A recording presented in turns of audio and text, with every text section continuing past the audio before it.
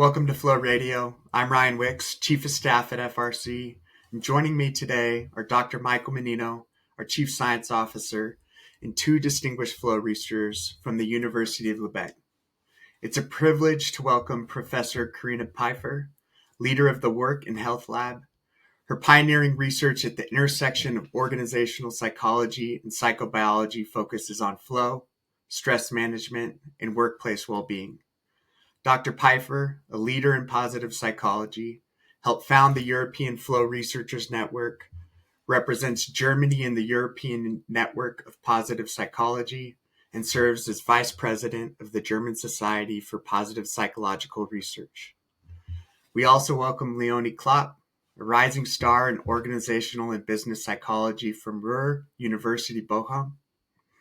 Now part of the Work and Health Research Group at Lübeck, Leonie is advancing her PhD under Dr. Peifer's guidance, exploring flow in startups and virtual team environments. This month, we've been exploring the intersections of flow, leaderships, and team. In today's episode, we'll uncover how founders harness flow to navigate the challenging early stages of building their companies. And we're also going to dig a little bit deeper into how flow affects individual well-being, team dynamics, and startup ecosystems. A big part of our conversation is going to be Leonie and Corinna's paper, Founders Flow, a qualitative study on the role of flow experience in early startup stages. Leonie, we know that you're the lead author on this paper. We're just curious about what motivated the study. Was it a gap in the literature? And really, what was your scientific curiosity driving the paper? First of all, thank you very much for this nice introduction. I really feel honored to be part of this podcast and to get the chance to present our research. And yes, my motivation for this study was driven by different factors. So when I started my PhD, I wasn't part of Corinna's lab. She was my supervisor from the beginning, but I worked in an institute for innovation research. So I had a lot of contact with innovative people, with startup founders. We looked very much on creative work processes and how do people innovate. And at the same time, I was kind of pursuing a startup idea by myself, or maybe not startup idea, but a product idea I developed during my master thesis that was also supervised by Corinna. And I developed a positive psychological intervention and was trying to make a product out of it. And so I got in touch with all this, with the startup world, and got to know many people who were working on their ideas, who were starting their own businesses. And at the same time, trying to start my PhD on flow experience. I connected the two topics I was in touch with in this paper and in this study. Nice. Awesome. So a little bit of personal experience, personal curiosity combined with scientific curiosity. Exactly, because startups are not very much researched from the psychological point of view. Yeah. So that's also maybe a good question because it did fill a gap in the literature. But actually, is there research on so why startups, right? Like why startups versus like companies that are maybe already growing in growth mode or scaling or something like that? Because we do talk a lot here at the Flow Research Collective about high flow scenarios and high flow situations within organizations, um, and how they're structuring it. But startups is a completely different um, realm with a lot of stress and everything that comes along with starting a company. So maybe. Yes, we wanted to look at startups exactly because of this kind of paradox. So, on the one hand, startup founders are very motivated, have great ideas, have visions, and want to really do what they want to do. So, they are really motivated. And on the other hand, they face big challenges, they face insecurities, and uncertainties, and we wanted to find out how can this be combined? What is happening? How do they work to be at the same time in this such like risky or insecure environment, and at the same time be so motivated? So we wondered if there is like flow or team flow as a mechanism explaining this. So let's talk a little bit about the what we've been calling the triggers for flow, and the, or let's say the preconditions or prerequisites, let's just say, for flow, because you just mentioned risk, intrinsic motivation. We know about complete concentration, and so on, and novelty, things like that. You get a lot of novelty in startups. One of the biggest is obviously the challenge skills balance, and getting that balance right between the task that you're performing. Interestingly, in, let's say you're a first time founder versus maybe a serial entrepreneur who's founded a bunch of companies, so you've built up a skill set and you know what you're doing.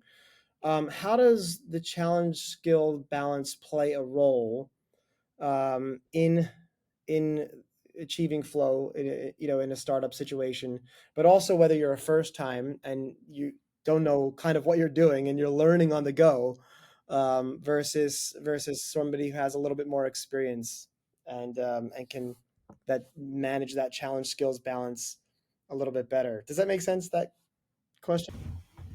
Yeah, it's a cool question, Michael.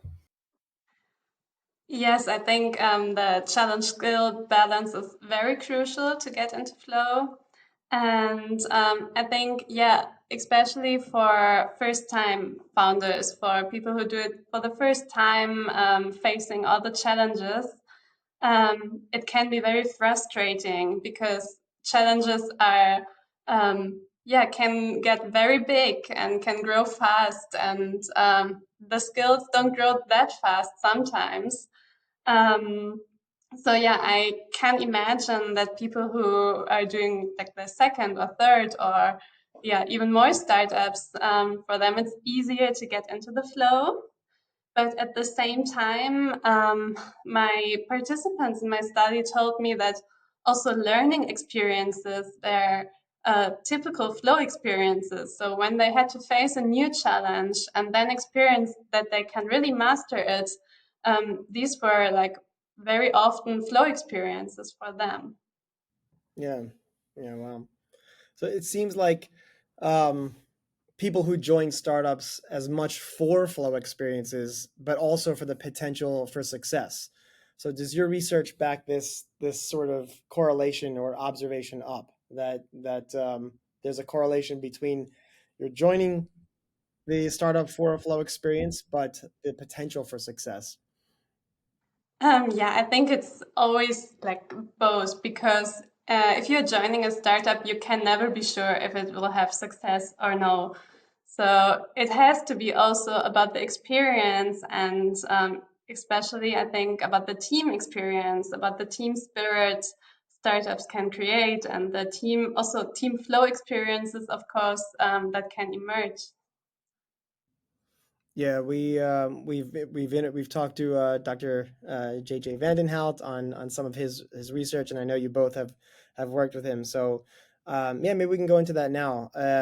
So yeah, talk about the difference between, couple of questions here. The difference between individual flow as a startup founder, but then building a team, and then so if you're building a team as a startup, you're going to have to figure out some of those prerequisites for team flow, like high skill integration, um, building a collective ambition, learning how to communicate openly, having a mutual commitment.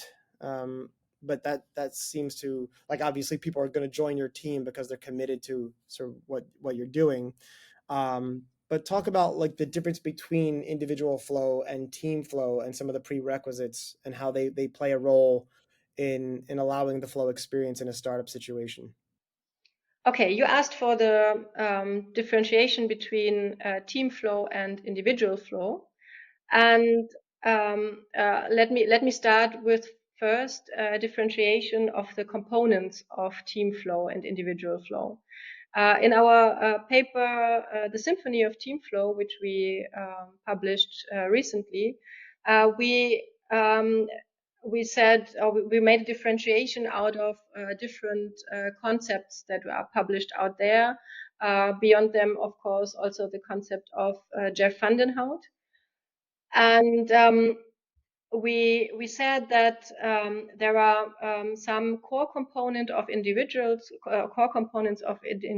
flow which are shared between individual flow and team flow, and these are that people are absorbed in the activity that they are doing.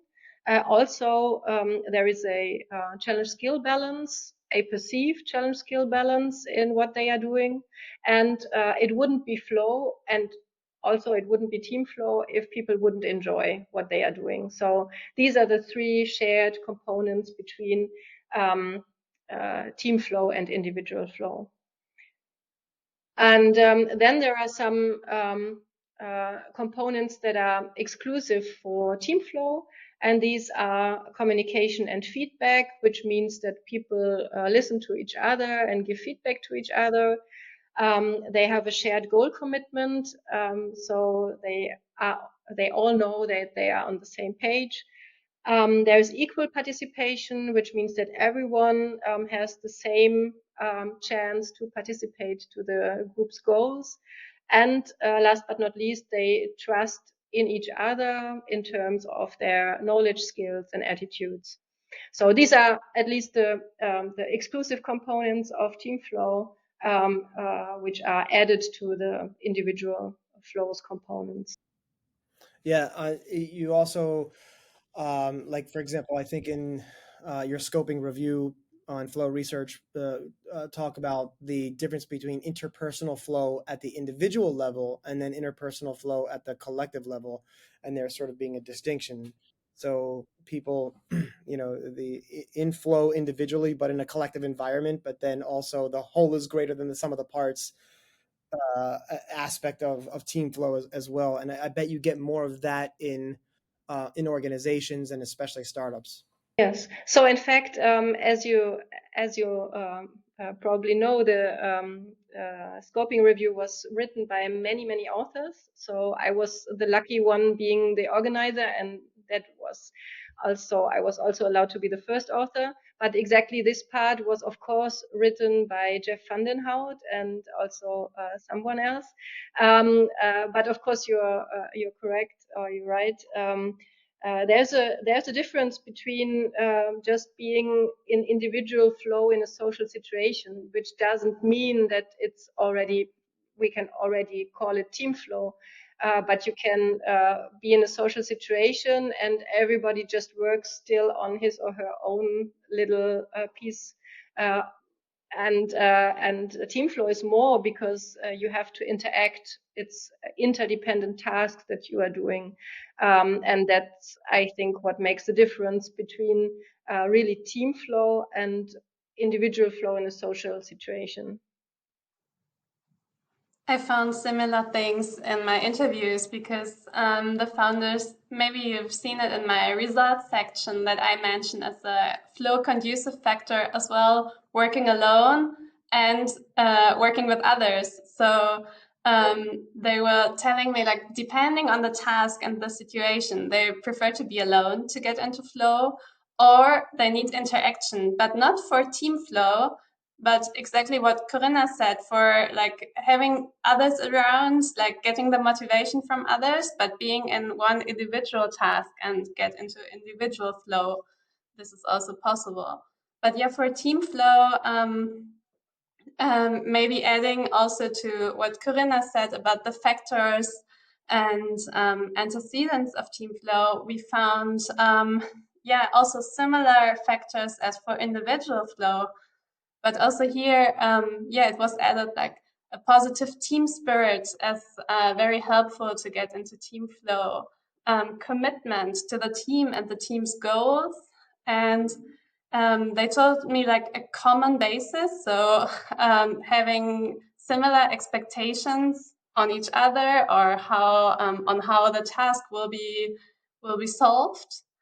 And similar visions, similar goals.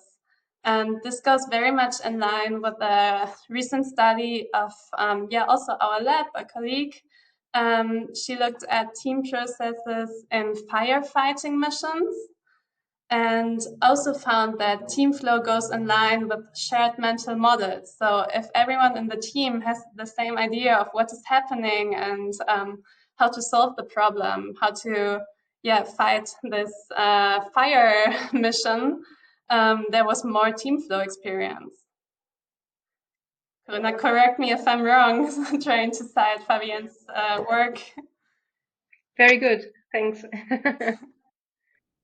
I want to just to pursue this point about the individual and the team, the relationship between the individual and team, especially in the startup space. So the it's imperative, or it's very important, I would say, to get people doing the tasks that they're good at in a startup situation, because if you mismatch, um, you have to wear a lot of hats in the startup space, right? So everybody has to learn how to do all of these things on the fly, and you have to wear a bunch of different hats and switch those hats and context switch on a daily, weekly, monthly, and yearly basis, at least in the first few years.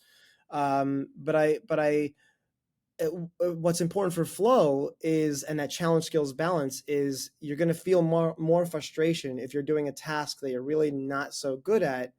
Maybe you could learn to do it on the fly, but maybe you're not there's not a natural inclination or proclivity for that particular task, right? Like, so if those are administrative tasks versus, and I've talked to a lot of startup founders, and I always hear this phrase where, I just want to get back to that creative part, that innovative part where, like I'm creating. So how important is it in the startup space to match the skill that the task that the person is doing for that particular aspect of the startup and their skill set?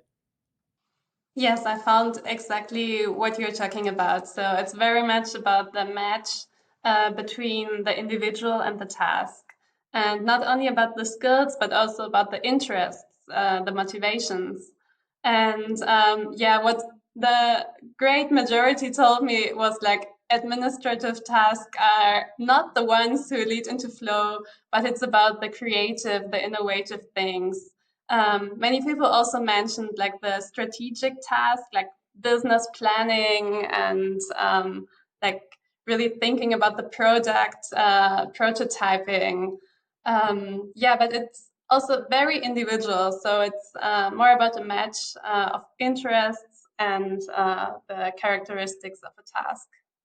Yeah, so maybe to add on that, again, not specifically for founders, but what we also see from our general flow research or for organizations or for employees is that the match is what matters. So what we people experience flow mostly in those activities which they have experience in, which they are interested in. Of course, this also works the other way around. If you learn something for a long time, then you get experienced, so you're going to be good at that, and then you can experience flow. An example that I like to bring here is playing the piano, because people, when they start playing the piano, they are not yet good at playing the piano. And even if there is a challenge skill balance, they are playing like just, I don't know how it's in German, it's Tonleitern. I don't know what is the English translation of it. But if you just do the easy exercises, it's not yet really flow. But once you can play a very complex piece of music fluently, then it's really flow. So it's worth to exercise. At one day, even in activities in which you were not good in the beginning, you can have flow. And this is also the reason why we experience more often flow at work than in our other life, like the private life, because usually we are good at what we are working because we are just practicing it for many years. So there's a higher probability to experience flow at work. Yeah. I love what you say, Corinna. It's the match that matters. That's a Thanks. Yeah. great line. It sticks. Yeah, Corinna, I was going to ask you, in Leonie, Corinna, you pointed to in our adult life, right? Oftentimes we'll find flow experiences at work, right? Because it presents us that opportunity of matching our skill set, with a particular task that needs to get done. Uh, Leonie, did any of the founders that you spoke with and interviewed for this study, did they share about flow experiences outside of their companies? Yes, I did, because I started the interview in a very open way, just introducing to the topic of flow. Mm-hmm. And many people told me that they experienced it in their free time, or when doing their hobbies, or even mentioned, well, lots of early stage founders have a second job to earn money because the startup is not yet in the position to be able to survive with the money. So they told me that they experience also flow in their other jobs. And so it's not only the startup. Yeah. So, we were just having the conversation about, matching our skill sets to the different tasks that are required, early stage of companies, or just companies that are in a growth and development period. But I'm curious about how critical is it to have flow experiences outside of the workplace? Okay.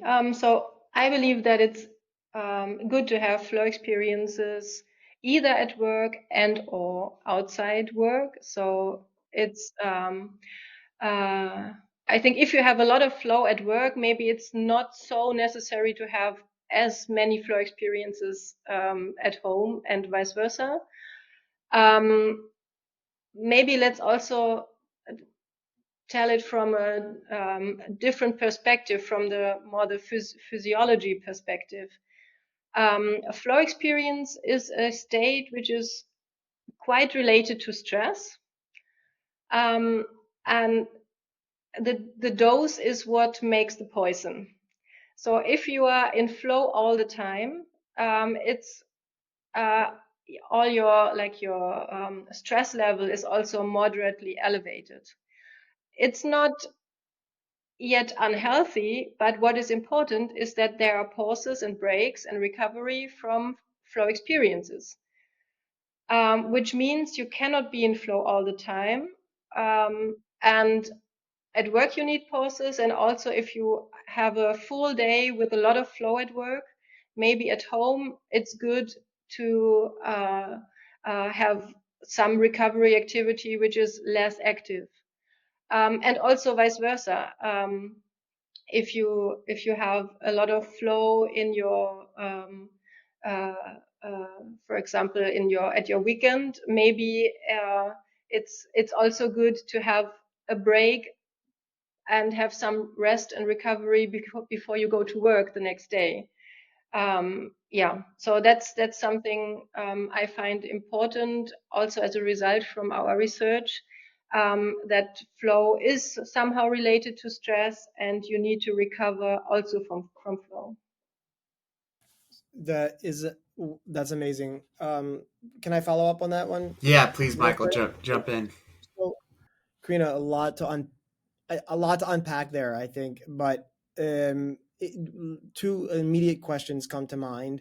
One is, do you sort of think about the distinction between good stress and bad stress, eustress and distress? And if we think about the Yerkes-Dodson curve, let's say that's right, like this idea of optimal performance is a Goldilocks zone of a good stress, right? You don't want to be too underwhelmed, and you don't want to be too overwhelmed. And so that's one thing in terms of the relationship between flow and stress. And my second point ties this back to startups and work. But just in flow, the relationship between flow and stress alone, um, can we physiologically distinguish different kinds of stress? I guess maybe psychologically and cognitively we can, but and is that important? Yeah. Yes. So first of all, you also talked about the distinction between eustress and distress. This is what Hans Selye also made as a distinction. And in fact, I think that eustress is more or less flow. So I think there is different research traditions, and there might be some also distinctions if you go into the details. But the idea of both constructs is very, very similar. Also, eustress as well as flow is something that occurs during an activity which is challenging, but you feel confident of coping with it. So that is in common between flow and eustress. And also from a physiological point of view, yes, both states seem to be similar, if not the same. You mentioned the U curve, the Wickes-Dodson law. This is also the U curve is also what we found in the relationship between flow and physiological stress markers. For example, there's an inverted U-shaped relationship between cortisol concentrations and flow experience in terms of if there is if you have a stressful situation, usually cortisol increases, and if cortisol increases too high, we speak of really stress and people are overwhelmed. And if cortisol increases to a moderate level, this seems to facilitate flow in our studies. So this is what we found.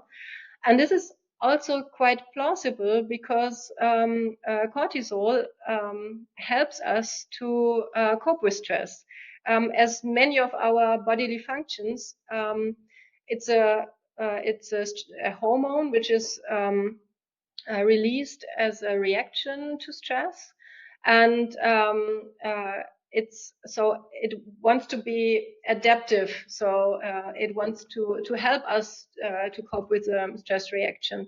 We are more focused if cortisol is at least moderately elevated. It helps us to have more energy to cope for a longer time. So that's very, very adaptive. But at the same time, if there is too much cortisol, there are different receptors to which it can bind. And then this positive adaptive function just gets the opposite.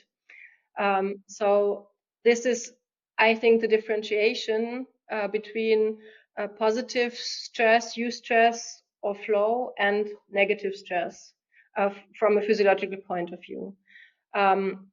This is just, of course, cortisol, which is just a little part of the whole stress reaction, but I think there we can already see there is a distinction between the states. So that leads to my second question, which is for both of you. But first, I want to pursue this point just a tiny bit more. Is it correct? Because I'm now sort of referring to another paper that you wrote a while ago on the psychophysiology of flow, or a chapter, and I forget it was it was a chapter, I believe. Would it be correct to talk about the co-activation of the sympathetic and the parasympathetic systems in terms of autonomic nervous system function? Is that correct? Yeah, that's what we described. So in fact, yes, it's also based on one study that we made where we found that flow. So maybe let's start more from the beginning of the story of this paper. So what we wanted to see is if flow can occur in a stressful situation.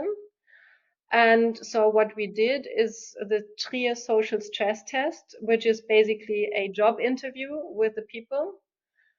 And in this job interview, we stressed people a little bit, and they had also to solve some math tasks and so on.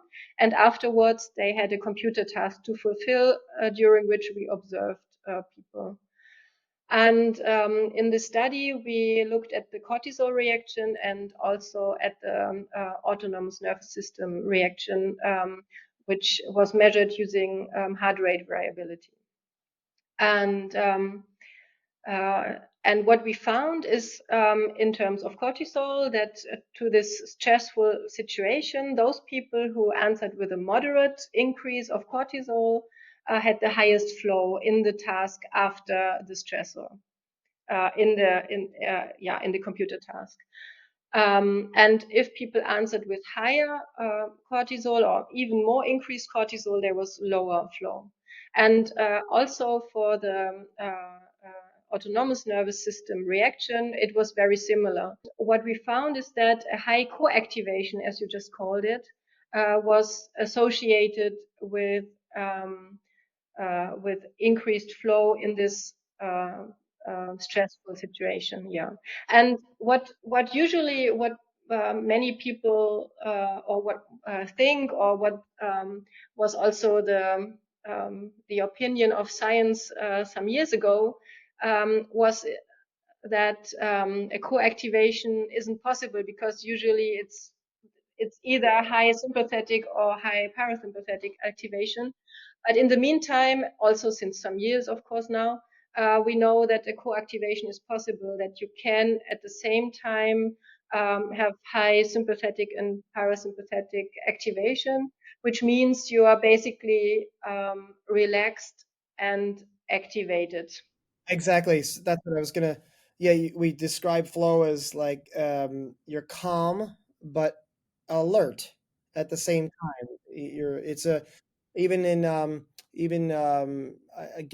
Tim Galloway in the Inner Game of Tennis calls it the art of relaxed concentration, and he was really talking about flow in many points. So yeah, that's great. That sort of the science is now showing and agreeing that there's sort of you can be in a good stressed out state, but alert and appropriate level of physiological arousal, but also relaxed and calm. And that might be one of the causal mechanisms for optimal performance, in fact. But I want to, so I want this second part of the question really is more related to the startup space and workspace. So I want to shift a little bit the conversation into this whole idea of burnout, being an entrepreneur, this idea of self-care, this idea of work-life balance, and how flow relates to that. So I'll start this part of the conversation off with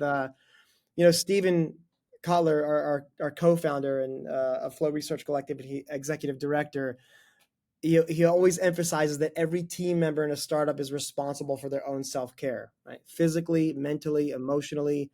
That self-care is non-negotiable, right? But when the consequences are high and there's so much to get done, it's often the first thing to go, right? So we want to talk, how do well-being and resilience affect this idea of being in flow in a startup space? So this gets to this idea of burnout as well, Corinna, and I know your meta-analysis that you did in 2023, I think last year, 2022, on this flow burnout model.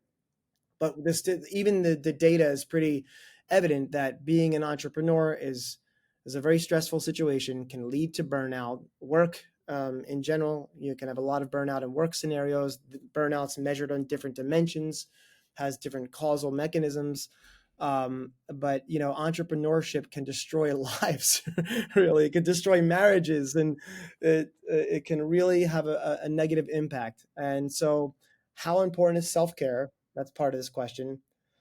How do we define work-life balance in the context of flow?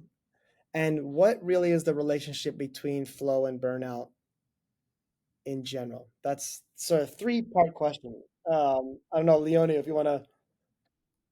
Hey, very interesting question. I can try to start with one part because yes, self-care is super important. It's very crucial for like well-being at work, for well-being in the startup, and also for being able to get into flow. Because if you're not feeling well with what you're doing, if you're feeling stressed and like overloaded, overwhelmed with all the tasks, it's quite impossible to get into positive experience of flow. So resilience, is the first step that has to be built up to be able to pursue this startup idea in a positive way and to get into flow experience also. But it's kind of complex because flow can also have consequences that are not only positive, but for example, many people told me that flow also leads to kind of perfectionism. So, like to get lost in the details, they told me that they worked more than they wanted because they were in flow and forget the time, and then it got late and they started to neglect their other tasks in private life and or their other jobs.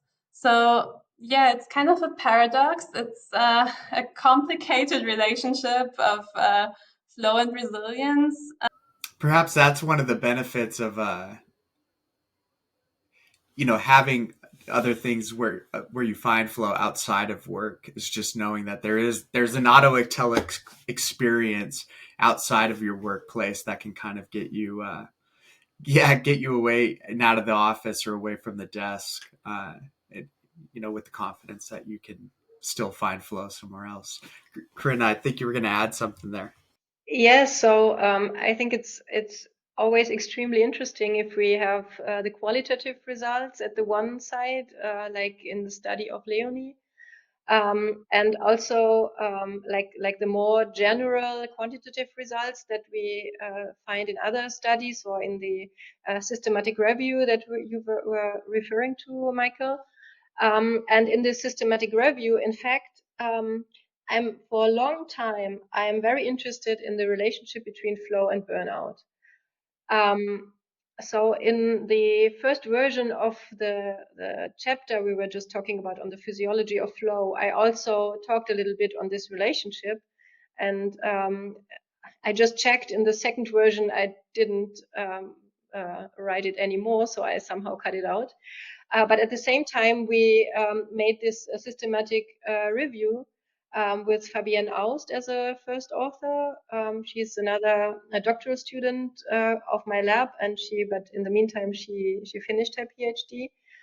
And in this study, we wanted to see if or how the relationship between flow and burnout looks like. And in fact, my hypothesis would have been that if people are too often in flow, they can be somehow addicted also, or they can get addicted.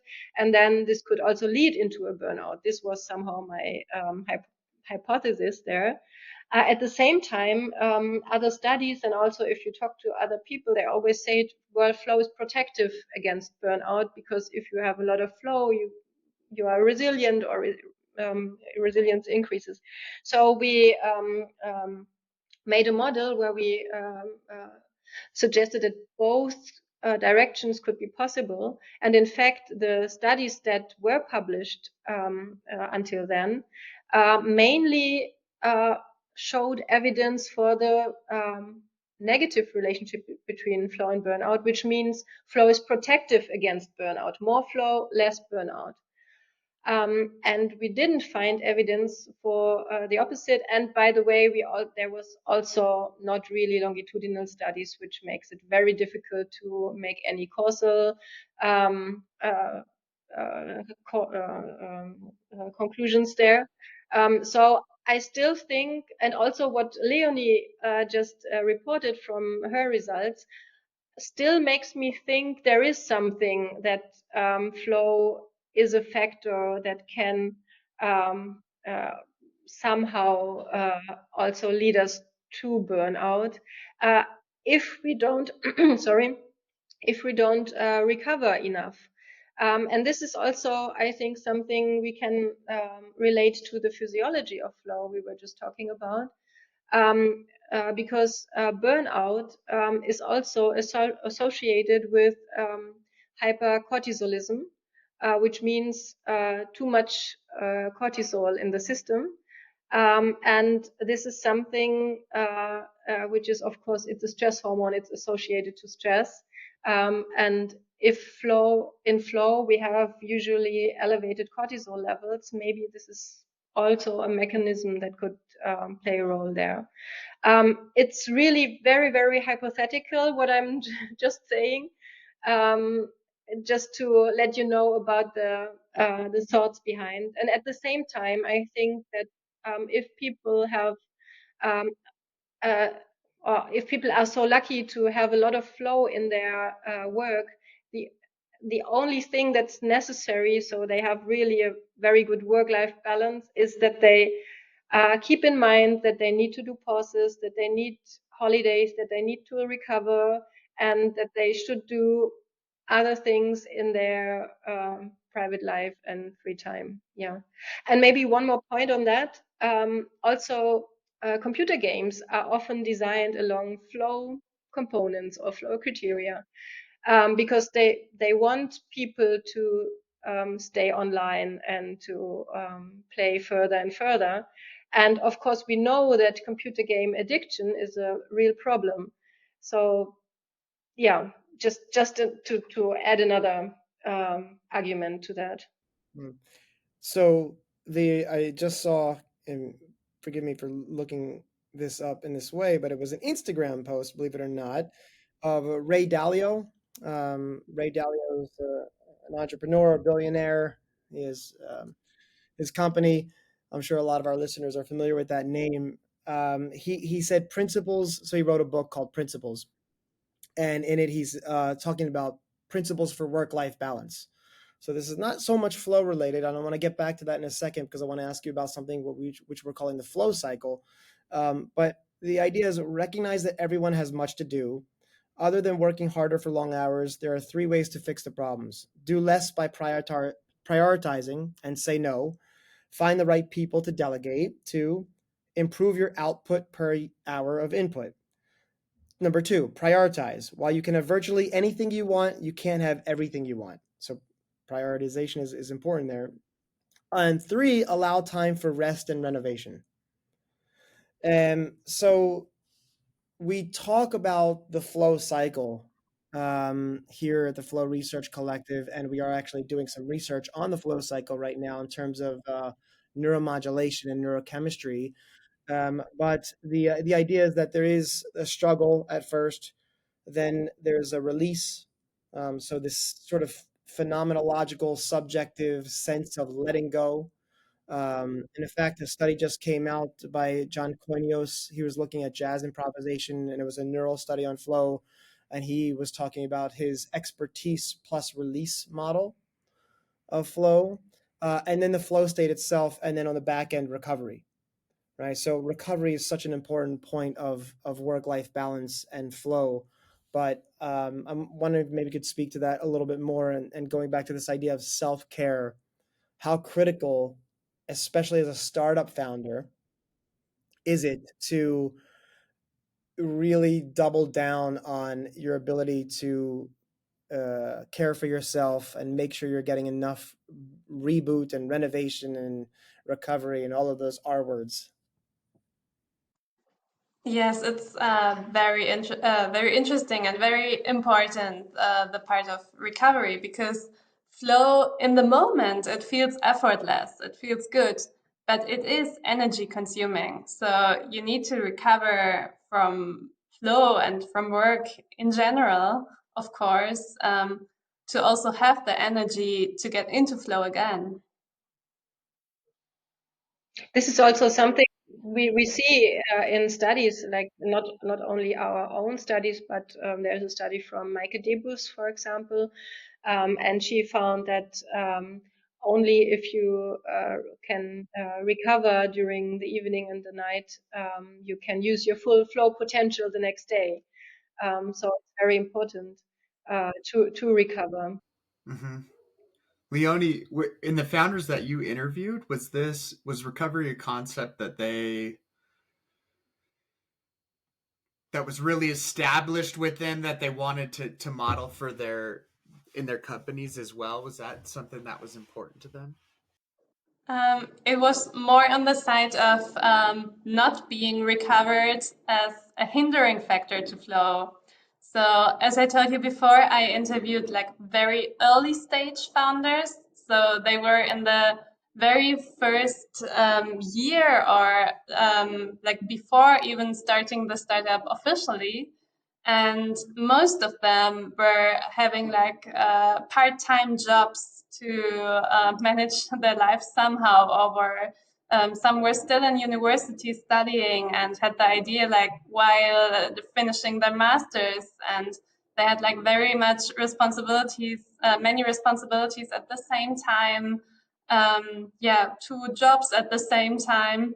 And it was something they mentioned very often, that they're not finding time to recover, that they're like stressed and jumping from one thing to the other, getting into multitasking, which is also like not really good for flow. We cannot be in flow if we're trying to do many things at one time. So flow is about being focused on one thing, and it's impossible when you try to multitask. So it was more on the side, yes, startup founders had experience with being not really recovered, unfortunately. So maybe to add on that, there is research. It's not particularly flow research, but it's research on time pressure. And there is a colleague from Hamburg Medical School, Anja Bethke, who published a very, very good paper some years ago on time pressure. Because what we know from time pressure is it can be motivating. So we differentiate between these challenge stressors and the more hindrance stressors. And time pressure is a stressor. We all say, okay, if we have this deadline tonight or tomorrow, we are all in a sudden we are able to work the whole night through, and we are in flow, and then everything's done and it's good. So I guess that many of us know that this is possible with time pressure. At the same time, something many studies lack is the longitudinal perspective, because on a very short time frame, this is true what I just said. But if you have stress, or in this case time pressure, over a longer time of period, what Anja Bethke showed is that then it has the opposite effect. So then it's harmful and not motivating anymore.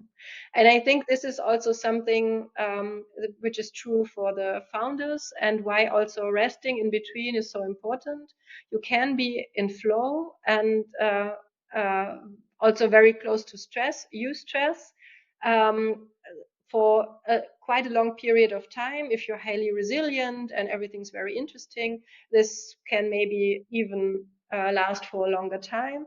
But there is a point where it's just too much, and then I think then it's a hindrance factor. So then it could, in my theory, turn into burnout, and maybe it doesn't feel like flow anymore. Maybe this is also the thing why we don't see it in studies. Once there's this turning point, it's not flow anymore. So then it's something else, like just stress or burnout. Yeah. Yeah. So, also what I'm hearing is maybe throughout this conversation is that there's sort of also like a Goldilocks zone of flow.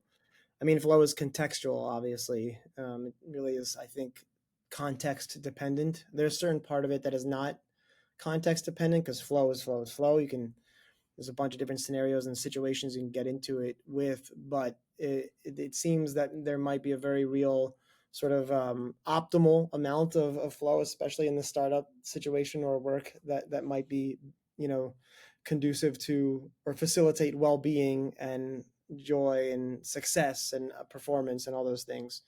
But I was going to ask about your flow and burnout model. Yeah, it's very interesting that you might think that flow actually might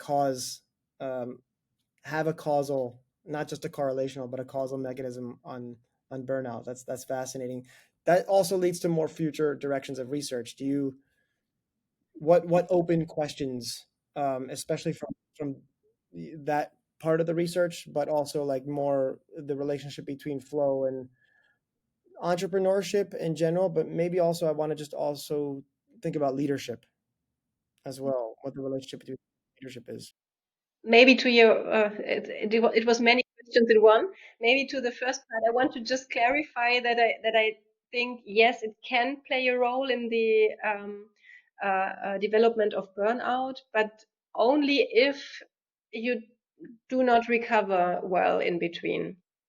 So that's important. So as long as you have enough recovery, I think flow is protective. If you don't have enough recovery, my hypothesis is that it could have a part in the development of burnout, but it's not proven at all. So this is something we could not yet see anywhere.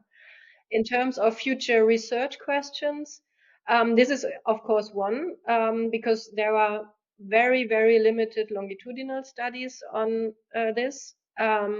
So we are just working on one where we want at least first see the effect of burnout at time 1 on flow at time 2. And what we don't have yet, but I hope in the future, is the opposite. Like, so the first study I was just describing is already in the review process. So that is written and done. But the second, the other direction, like from the protective effect of flow to burnout, is something we have not data yet. So, but I hope that we will have that in the near future. Yeah. So that is the research agenda here. And maybe can you specify a little bit what your question is regarding leadership? Well, yeah, I think even in the startup space, learning how to be a leader, and the relationship between flow and leadership is interesting. I think so one of the things that we discuss here at the Flow Research Collective is that leaders in flow can then get, it's better. It facilitates the team being in flow. It facilitates the rest of the organization being in flow. And there's sort of maybe a contagion effect, right? And maybe leadership is an interesting, door into flow. And at least that's what we definitely think, and there's evidence for that, I believe. But maybe you could just speak to the relationship between flow and leadership in general, and maybe what that, Leonie, looks like in the startup space. Or do you know about a study that has investigated the relationship between flow or a leader in flow and the effect on the team in flow? Is there a study in the meantime? I don't think there's a particular, at least a peer-reviewed study on that particular claim. I think there's a lot of anecdata. What we say is anecdotal evidence, but anecdata, enough data to where, let's say, a proper hypothesis could be attested in that space. But we have data at the Flow Research Collective on that. Yeah, yeah. So we have some qualitative data on that, but it's not peer reviewed at the moment. But it's enough to look at a hypothesis testing scenario, I would say. But also, there's I just read an article in Harvard Business Review, and so there is some very interesting data out of HBR, Harvard Business Review, and a couple of folks, I actually can't remember the name off the top of my head, who it was just published. And the issue that was published last month was called "The Leadership Mindset," and cultivating a leadership mindset. And a bunch of the issue was dedicated to the concept of flow and leaders in flow, and how that affects the rest of the organization and the team. And one of the things that they were talking about there was these 5 different dimensions of how to cultivate flow as a leader. And it was, I might actually have the article right here, but yeah, so I was there's a bunch of I would say, white paper type level research on that. Okay, really cool. I should also check that. Maybe we can exchange the exact references later.